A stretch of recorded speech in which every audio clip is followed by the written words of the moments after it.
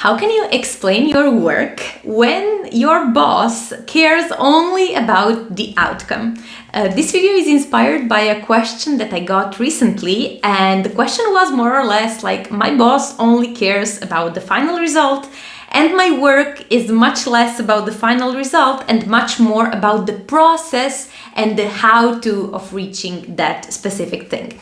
And I found this very, very interesting because as STEM professionals, we are trained to appreciate the process, right? We are the optimizers, we are the developers, we do the code, we do the algorithms and so on. So we know, we sort of have this sense of how long something takes and what it means to reach a certain result, more than the result itself. Of course, someone who is sitting in front of us and who is our boss, for example, or some stakeholders or some people who are in charge, right, of the project, but they do not actually understand the nuances of what it takes to reach a final result. It can be really, really challenging to explain them our work and our contribution in the project if we do not want to focus on the result specifically, but if we are like in somewhere in the middle, somewhere in the middle of the process, and we are in charge of some part of the coding that does something and so on. So that's a super interesting question, and a common misconception and something that I see people do is to get really technical, like really get into the technical details of their part of the job, and in order to prove how this part is important and how that part of the job is super like crucial to get the final result and so on.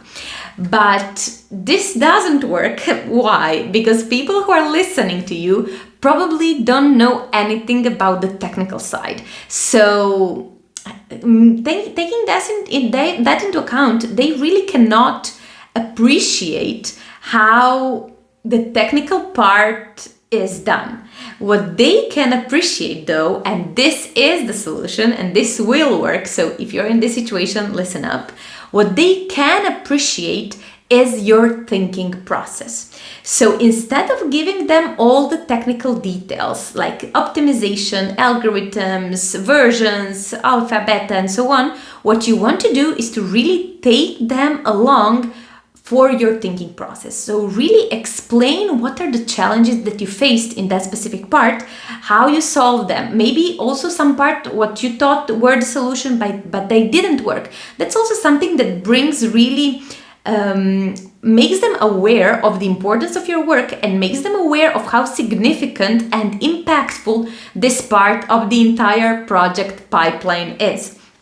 So the suggestion for you, if you're somewhere in the middle of the process, like you're not the engineer who is in charge of launching the final product or the final result, you are not the one who is in charge of the design and the idea, but you're somewhere in the middle and you don't know how to express that, always think about your thinking process, because you are there for that, right? They pay you for your thinking, for your optimization, for your technique. So instead of being super technical when you explain, so try to really bring them along on the journey, right? On the journey of you finding the solution, the optimal solution that will then make life easier for someone who comes a little bit downstream on the pipeline, so they can continue with the developing of the product or with finding the result, the solution, and at the end come up with a final result, final solution, integral solution that can then be used by the stakeholders, the company, and so on.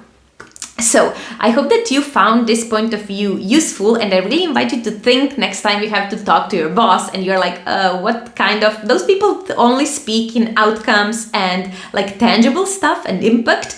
But if your work is really hard to have this physical manifestation, right, of what is it that I'm doing, I think that this method will be quite useful. And of course, one thing that I have to emphasize is that this is much easier said than done. And especially for that, I want to encourage you to join my coaching program, where we train exactly that. How do we make those stuff that are not tangible, tangible? How do we as STEM professionals, scientists, developers, data scientists, engineers make sure that people who matter understand our work and the impact of our work and that our work is having on the functioning of the company, of the project, and so on. So if you would be interested in something like that, I will leave a link down below where you can schedule a completely free discovery call with me where we can discuss exactly that. We can talk about your struggles, your challenges currently in your STEM career and how that impacts you and how that how can we solve them by improving your communication skills, by improving this ability to showcase your brilliant work that you're doing. So thank you so much for listening and for watching this video, and see you next time in another video. Bye bye.